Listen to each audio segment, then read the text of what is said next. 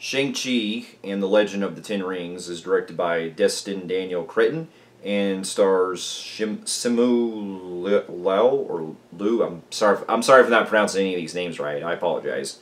And among others. And in this story, it deals with a young man named Shang-Chi, who's basically having to confront his father, who, not going to spoil anything, but let's just say if you've seen from the trailers, his father is basically is in the lead of what's called the Ten Rings organization. And as the plot unfolds, you start to discover more about Shang-Chi's heritage and where he comes from, along with encountering some other family ties to where everything happens, and it gets into and it basically deals into an adventure that he has to unravel in order to also find out about his past.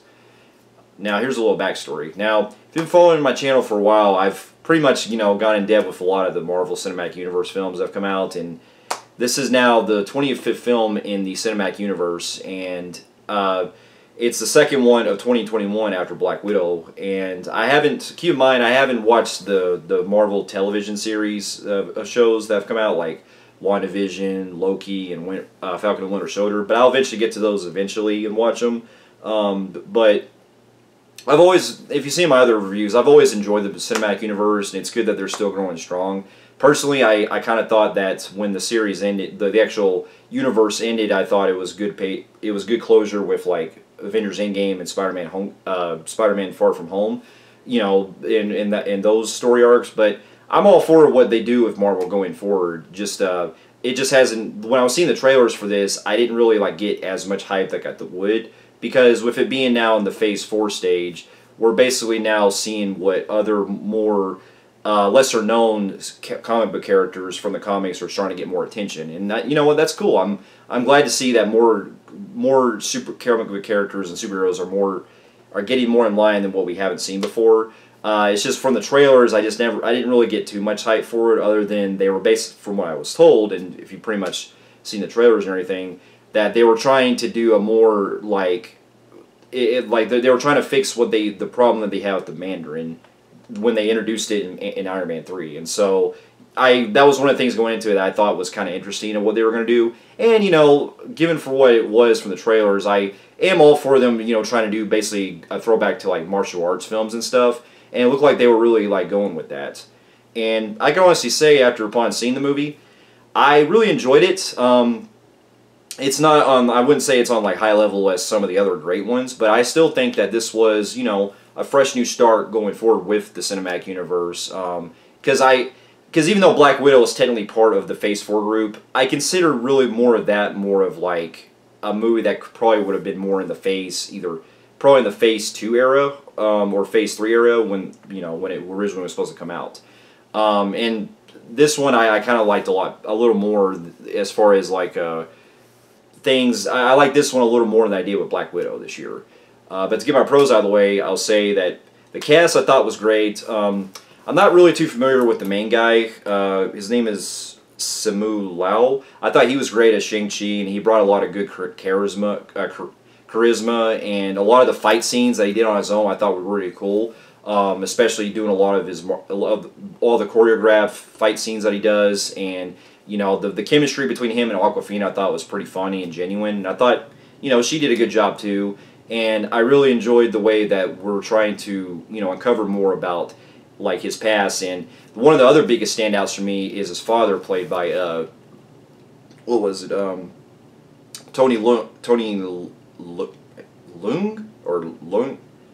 I'm sorry if I can't pronounce his name right, but basically the man who plays pretty much the updated version of the Mandarin in this film. I thought that this was actually one of the standout villains that really surprised me, because you know how in the previous Marvel Cinematic movies that we would always get those kind of villains that when they start out with doing when you get your standalone first entry superhero films and your villain doesn't really come across as very compelling. Well, this one I thought really stood out in a good way, where I really enjoyed a lot with how the villain was able to see on his perspective of what he's doing, and it did bring an emotional side to it that I really felt for that I actually really really felt for, and I appreciated the fact that they were fleshing some things out that that we only sometimes see in some of the more like bigger type villains, like with Thanos and stuff. So I thought that was a good balance of, you know, a morally compromised type of villain like this, where you're not, he is a bad guy, but you can see of why he's pretty much doing everything the way he is, and why he's wanting to have his son, you know, try to join his side in order to uncover their on revealing his past and everything. So I thought he was great. And the other thing I got to really stand out to the most is that, unlike the other films that, well, the other films did have like fight scenes, that your typical ones, you know, that are choreographed pretty well.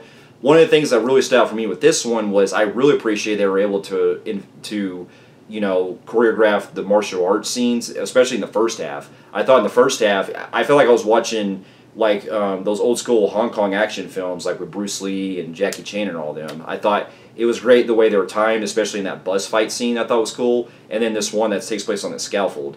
I do have a little bit of more of a con on that though, because it seems like after they did that, they focus a lot more using more weaponry in the later half of the film. But when they do use the martial arts, like from time to time, it still is pretty well done, and the other scenes with weaponry are pretty cool too. And I can also appreciate some of the humor that comes in, and not going to spoil anything, but let's just say there's someone that they also bring that was from the Marvel Cinematic Universe that I thought was a funny return when they brought this character back, and I was smiling and chuckling throughout. That I thought was throughout the film. And the other big praise I got to admit too is I actually really enjoyed the score for this, because this one, for some reason, I don't know if it's just me, but there were points in the film where it sounded a little bit like they were trying to do kind of like the Dark Knight trilogy score. And I know that seems like kind of like, you know, a weird comparison, but it's just it kind of had like this kind of Hans Zimmer type of score that really did feel, you know, it fit the mood the way it was going and everything. So I really appreciated the music in this a lot. And of course, you know, there's some other things that they do that establish the story, and there is a character as well that when it comes to Shang-Chi's sister, her name is what is it?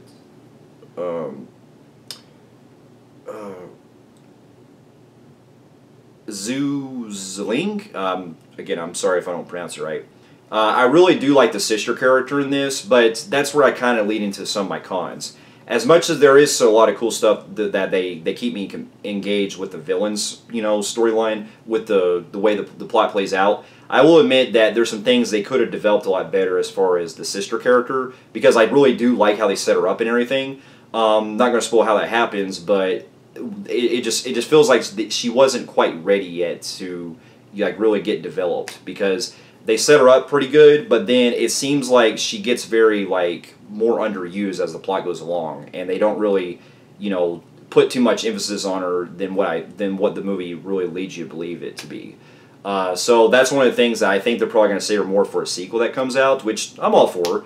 But I really think that they could have really focused a lot more on some things with her, just to give a more balance of her and Shang-Chi himself. And then the other thing too, I will admit, is that there is some spotty CGI, especially at like one part, like in the beginning of one scene, and then especially in the third act, that I felt became a little bit overboard with how you see with the other Marvel Cinematic movies, where it's very like grand spectacle and everything. And while it is fun to watch, it does feel like some of the scenes that are in the last half, they do feel like they're pretty overblown, and it looks pretty, not, I don't want to say cringy, but it doesn't look like it's rendered properly with some of the CGI in the fight scenes.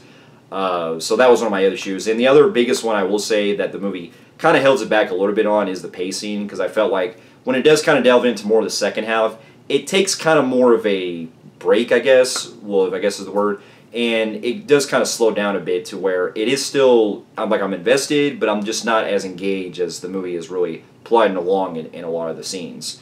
But it does pick up in the end when we get to our third act. But that second half, once it gets there, it does kind of become more of a drop, and there is some things that you probably could have maybe trimmed a little bit out, just to, you know, because at this point all the Marvel movies are pretty much, you know, going over 2 hours, and there's some things that you could have trimmed a little bit just to make the pacing a lot better. But with other than that though, I will say that this was a good time. I did really enjoy this a lot. It's probably gonna, if anything, I don't know where it'll rank as far as my favorites of the year or best of the year, but I'd say it's still very enjoyable, and it really set the groundwork where we're heading now with Phase 4 as far as the movies. And so, with that being said, I'm going to give the film a compelling score on the film Phreeks meter.